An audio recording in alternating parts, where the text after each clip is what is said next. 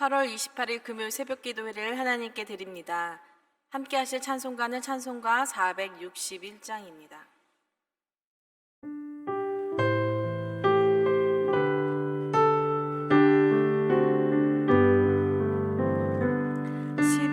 십자가를 질 수 있나 주가 물어보실 때 죽기까지 따르오리 성도 대답하리라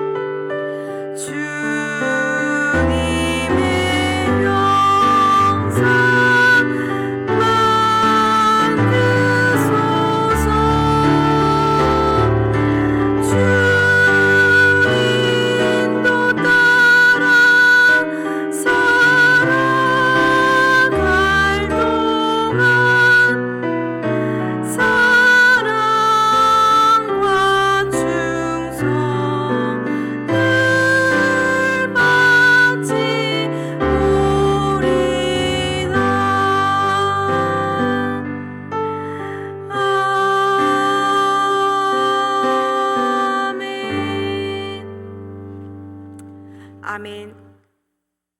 오늘 우리들에게 주신 하나님의 말씀은 로마서 15장 14절부터 21절까지의 말씀입니다. 내 형제들아, 너희가 스스로 선함이 가득하고 모든 지식이 차서 능히 서로 권하는 자임을 나도 확신하노라. 그러나 내가 너희로 다시 생각나게 하려고 하나님께서 내게 주신 은혜로 말미암아 더욱 담대히 대략 너희에게 썼노니, 이 은혜는 곧 나로 이방인을 위하여 그리스도 예수의 일꾼이 되어 하나님의 복음의 제사장 직분을 하게 하사 이방인을 제물로 드리는 것이 성령 안에서 거룩하게 되어 받으실 만하게 하려 하심이라.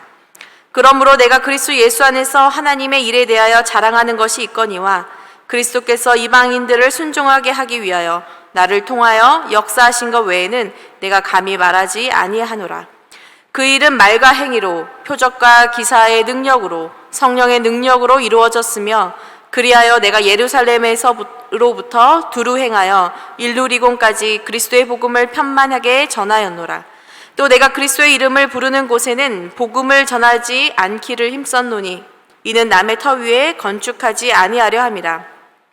기록된 바 주의 소식을 받지 못한 자들이 볼 것이요 듣지 못한 자들이 깨달으리라 함과 같으니라. 아멘.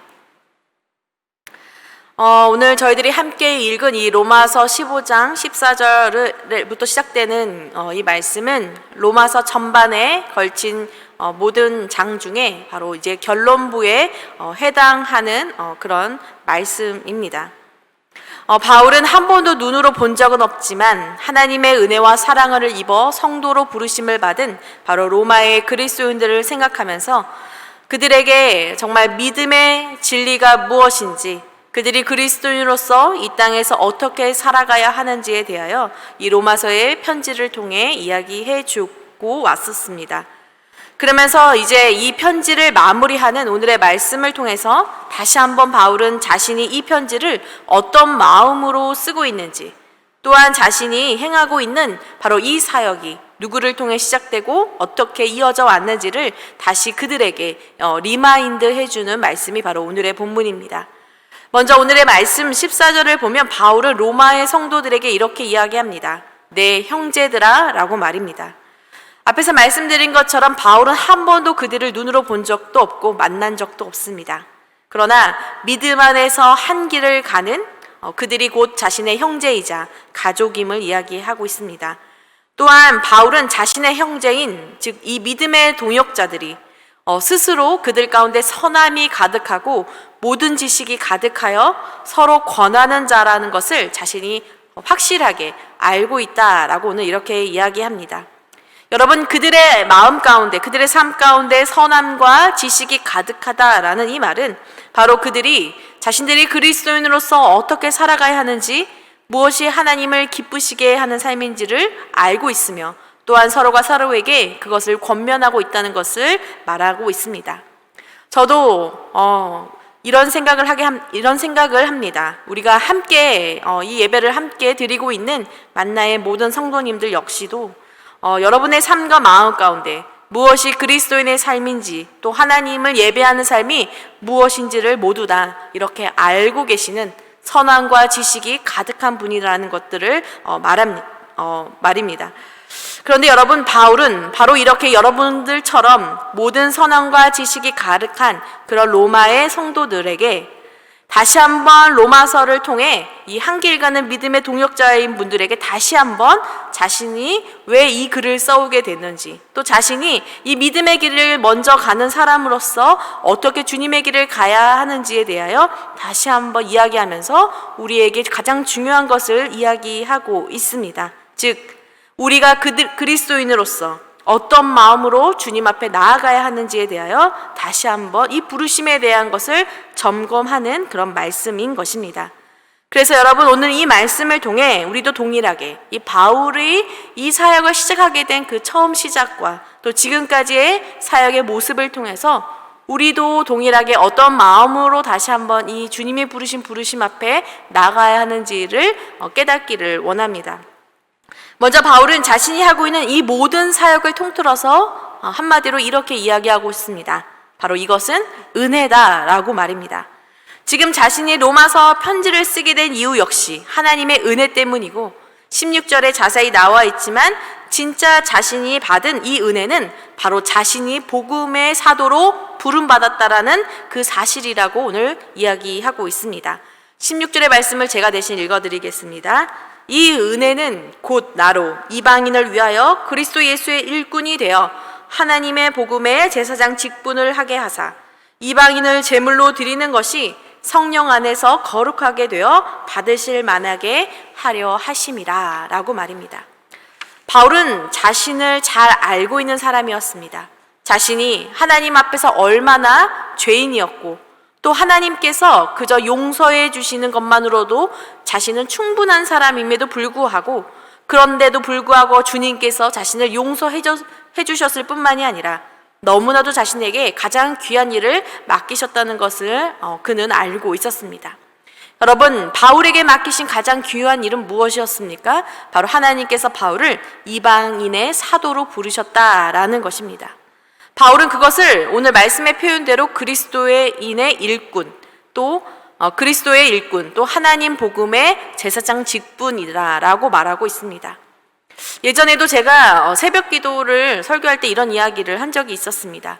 우리가 누군가에게 일을 맡길 때는 아무에게나 일을 맡기지 않는다라는 것입니다. 여러분, 우리가 어떤 사람에게 일을 맡길 때 그 일이 중요하면 중요할수록 우리는 더욱더 신뢰를 할 만한 사람, 이 사람이라면 감당할 수 있을 것 같아 라는 능력과 열심이 있는 사람에게 그 일을 맡기게 되는 것이 일반적입니다. 그런데 여러분, 하나님께서 바울을 들어서 너무나도 중요한 바로 이 이방인에 대한 복음의 시작을 하게 하신 것을 이 바울을 통해 맡기셨다라는 것입니다. 사실 지금까지 행한 바울의 모습으로 볼 때 어떻습니까? 바울이 만약에 바울에게 이것을 맡긴다라고 하면 아마 그 당시 모든 다른 제자들도 그랬지만 아마 모두 다 반대했을 법한 일이었습니다. 그러나 하나님은 바울에게 이 사역을 맡기셨습니다. 왜 그렇습니까? 사람들은 바울을 믿지 못하지만 하나님은 바울을 믿으셨고 또 바울을 사랑하셨기 때문입니다. 여러분, 하나님이 바울을 믿고 사랑했다는 건 바울이 완벽하게 모든 것을 잘할 수 있었을 것이다 라는 말은 아닙니다. 하나님이 바울에게 이 귀한 일을 맡기심으로 바울을 세우시고 바울을 하나님 앞에 온전한 사람으로 만들고자 하셨기 때문이라고 말할 수 있습니다. 여러분, 이것은 또한 저와 여러분에게도 마찬가지입니다. 여러분, 언제나 하나님의 부르심은 우리들에게는 은혜입니다.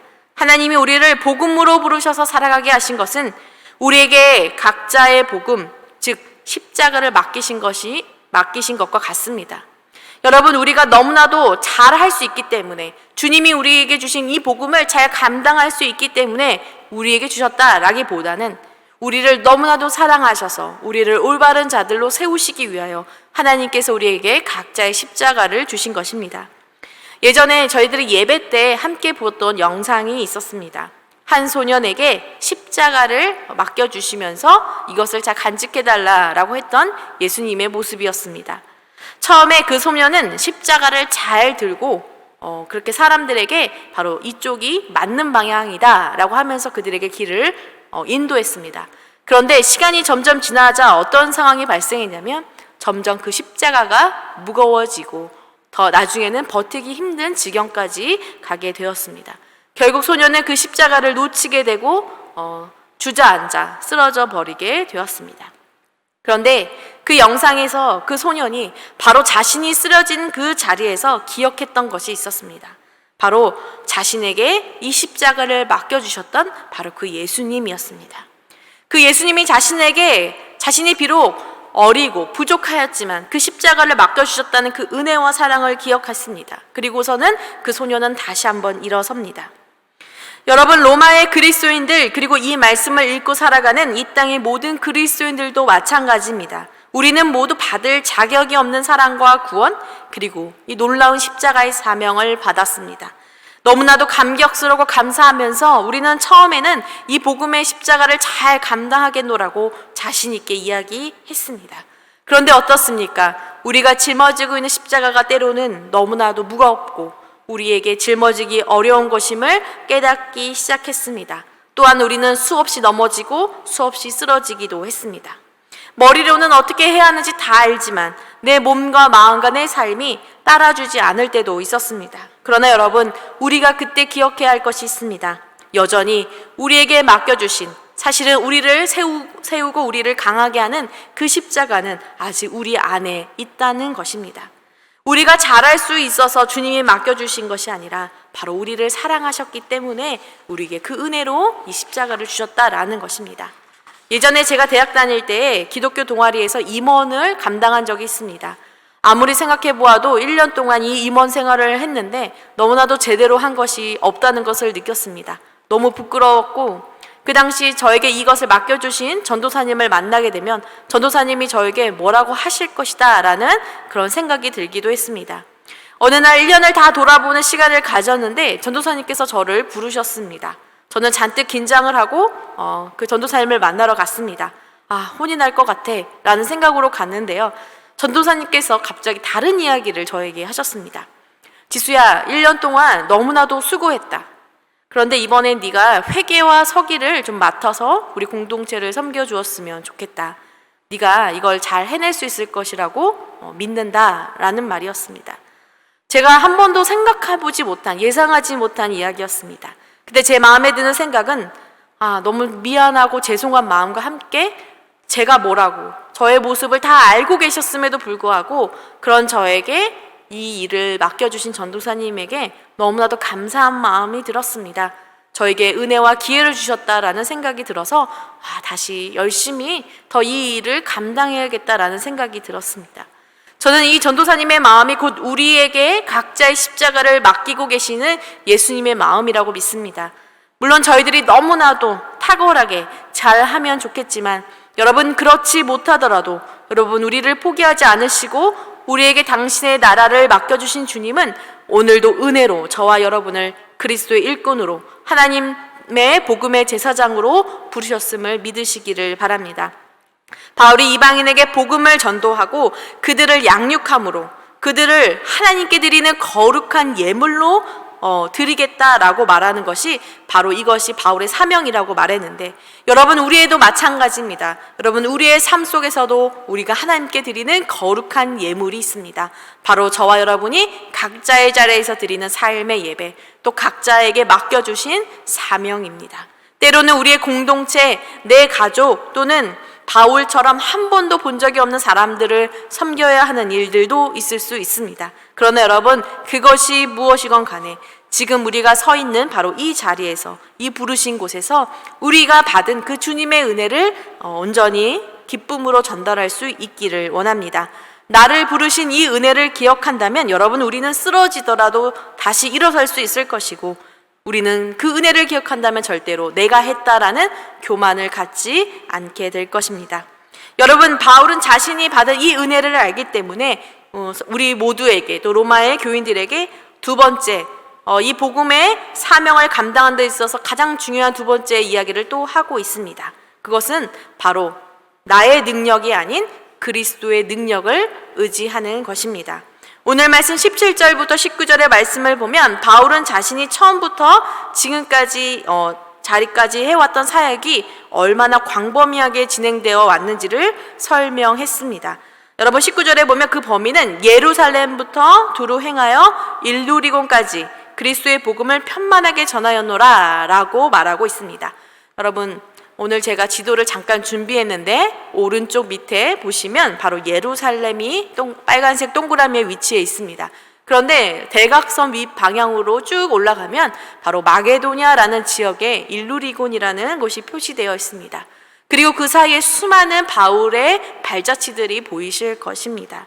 지금 바로 이 일루리곤에서 바울은 로마를 향해 그렇게 복음의 말씀을 전하고 있는 것입니다. 여러분, 이 모든 지역들을 살펴보시면 이것이 과연 한 사람이 행할 수 있는 일일까라는 의심이 들 정도로 정말 어마어마한 복음의 사역을 바울이 감당했다는 것을 우리가 알 수가 있습니다. 여러분, 특별히 그리스도의 복음이 편만하였다라는 말은 복음이 주변에서 가득하게 퍼졌다라는 것을 말하는 것입니다. 그러나 여러분, 이 지역의 넓이보다 더욱더 중요한 것이 있습니다. 바울이 복음 사역의 발자취를 보여주면서 더 강조하고 싶었던 것은 무엇입니까? 내가 얼만큼 고생을 했나, 내가 얼마나 많은 일을 했나가 아니라 바로 이 모든 복음의 열매가 자신의 능력으로 한 것이 아니었다라는 것입니다. 17절의 말씀을 보면 이렇게 되어 있습니다. 그러므로 내가 그리스도 예수 안에서 하나님의 일에 대하여 자랑하는 것이 있거니와, 18절, 그리스도께서 이방인들을 순종하게 하기 위하여 나를 통하여 역사하신 것 외에는 내가 감히 말하지 아니하노라 라고 말합니다. 자신이 그리스도 안에서 이 하나님의 일에 대하여 자랑할 것이 있는데, 그것이 무엇입니까? 이방인들을 순종하기 위해서 바로 이 모든 일들이 바로 예수님께서 바울을 통하여 일하셨다라는 것입니다. 그리스도께서 이 모든 것을 가능하게 하셨다라는 것입니다. 바울이라는 복음의 통로를 하나님 앞에 드렸을 때 예수 그리스도께서 바울을 통해 하신 일이 이 엄청난 복음의 진보를 가져왔다라는 것입니다. 만약 여러분 이 모든 것이 바울의 힘으로 있다면 여러분 이것이 가능했을까요? 아마 단 한 가지도 가능하지 않았을 것입니다.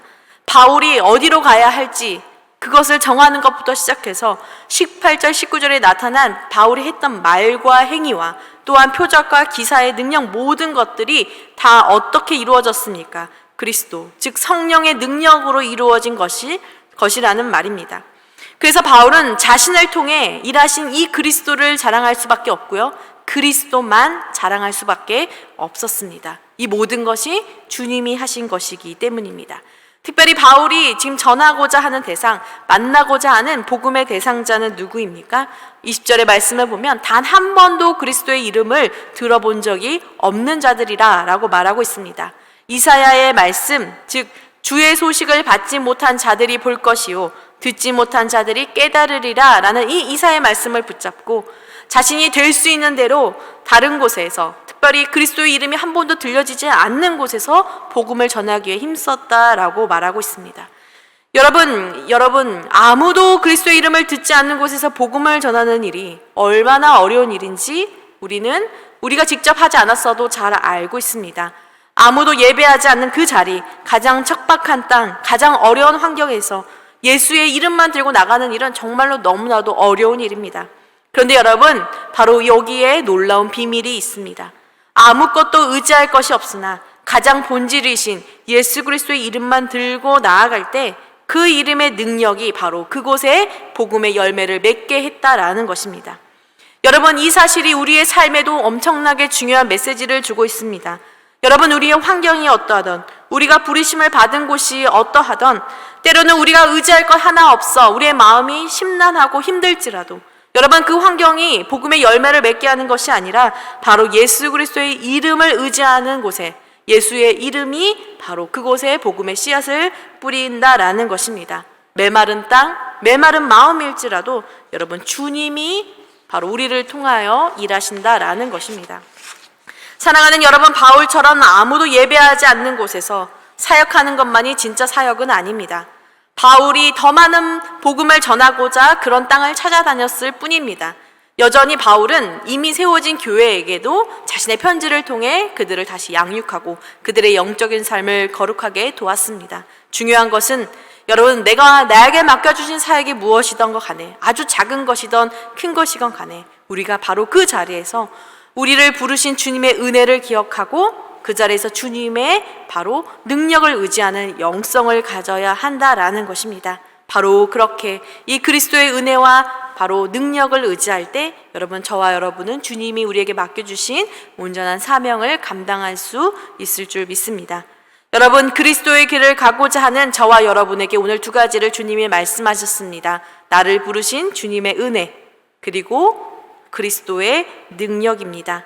때로는 저와 여러분들이 살아가고 믿음을 생활하는 이 삶이 때로는 척박한 땅일지 모르지만 우리를 부르셔서 오늘도 사랑으로 맡겨주신 우리에게 주신 각자의 십자가를 오직 은혜와 능력을 의지함으로 거룩하게 감당하는 그런 저와 여러분이 되기를 원합니다. 우리 한 사람이 바울과 같은 일을 할 수는 없을지 모르지만 우리 예수님께서 그런 말씀을 하셨습니다.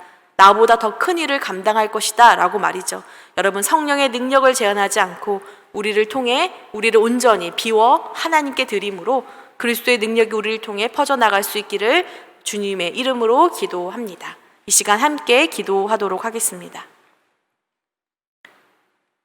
사랑의 하나님 감사합니다. 오늘도 주님의 말씀을 우리에게 주시고 하나님 때로는 쓰러져 가고 지쳐가고 때로는 힘들어하는 우리들의 마음이 있다면 그 마음 속에 다시 주님의 은혜와 능력을 우리에게 부어주시니 감사합니다. 주님, 바울이 자신의 힘으로 걸어간 것이 아니라 주님의 능력으로 주님의 은혜로 걸어갔습니다. 그리고 그의 끝까지 사명을 다하는 그날까지 은혜와 능력을 의지하며 살아가겠노라고 오늘 고백하고 있습니다. 하나님 아버지, 우리도 그리스도인으로서 어떻게 살아가야 하는지를 너무나도 잘 알고 있습니다. 그러나 아버지, 우리가 아는 것에 나의 지식을 의지하는 것이 아니라 온전히 하나님만을 의지하며 오늘 우리에게 주신 믿음의 사명을 감당할 수 있도록 주님 인도하여 주시고 나 같은 자를 사랑하시고 나를 큰 일로 하나님 나라의 일로 일꾼 삼아주신 주님께 감사하며 나아갈 수 있는 저희들이 되게 하여 주시옵소서.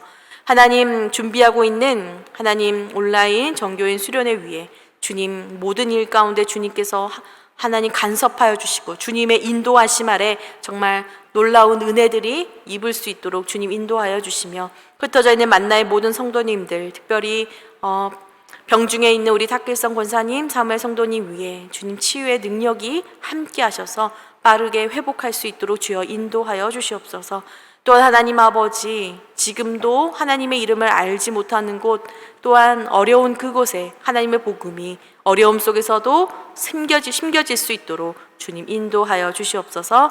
모든 것 감사드리며 예수 그리스도의 이름으로 기도합니다. 아멘.